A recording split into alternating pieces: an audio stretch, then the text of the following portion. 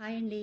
ఖాళీ అగరబత్తి పెట్టెలను పడేస్తుంటాం కదండి. అలా పడేయకుండా మనకి పూజల్లో ఉపయోగపడే విధంగా ఒక క్రాఫ్ట్ని చేస్తున్నానండి. మనకి పూజల్లో ఎలా ఉపయోగపడుతుంది అనేది నేను తర్వాత చెప్తాను. ముందు దీని మేకింగ్ వీడియోని చూద్దామండి. ఇలా పెద్ద అగరబత్తి పెట్టె అయితే కనుక హాఫ్కి కట్ చేసుకోవాలి. ఇలా కట్ చేసుకున్న తర్వాత నేను దీనికి బ్లౌజ్ పీస్ని అంటిస్తున్నానండి. మొత్తం బాక్స్ అంతా కూడా ఇలా బ్లౌజ్ పీస్ని అంటించుకుంటున్నాను. దీనికి మనం ఈ ప్లేస్లో అక్రిలిక్ కలర్స్ అయినా యూజ్ చేయొచ్చండి, లేదంటే ఏదైనా గిఫ్ట్ పేపర్ అయినా కానీ యూజ్ చేయొచ్చు.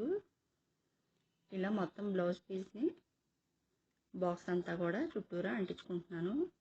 ఇలా అంటించిన తర్వాత దీని బేస్ని కూడా క్లాత్ని అంటించుకుంటున్నానండి. ఇలా అంటించిన తర్వాత ఒక కార్డ్బోర్డ్ పీస్ని తీసుకుని చూపిస్తున్న విధంగా కట్ చేసి ఇలా అంటిస్తున్నానండి. ఈ కార్డ్బోర్డ్కి ఇక్కడ కలర్ అయినా వేసుకోవచ్చు, లేదంటే బ్లౌజ్ పీస్ని అయినా కానీ అంటించుకోవచ్చు అండి. తర్వాత నేను బాక్స్ని కొంచెం శారీ లేస్ ఉంటే వాటితో డెకరేట్ చేస్తానండి. ఇలా మొత్తం అంతా అంటించాను. పైన కూడా వేరే గోల్డ్ కలర్ శారీ లేస్ని యూజ్ చేసి ఇలా అంటిస్తున్నాను. లేదంటే ఈ ప్లేస్లో కుందన్స్ అయినా కానీ అంటించుకోవచ్చు. ఇలా నాలుగు వైపులా కూడా ఈ లేస్ని యూజ్ చేసి ఇలా అంటించాను.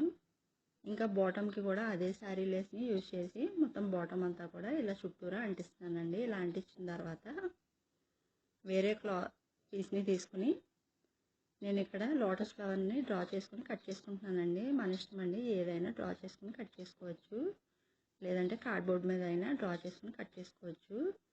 తర్వాత దీన్ని నేను కొంచెం డెకరేట్ చేస్తానండి. గోల్డ్ బాల్ చైన్తో డెకరేట్ చేస్తాను.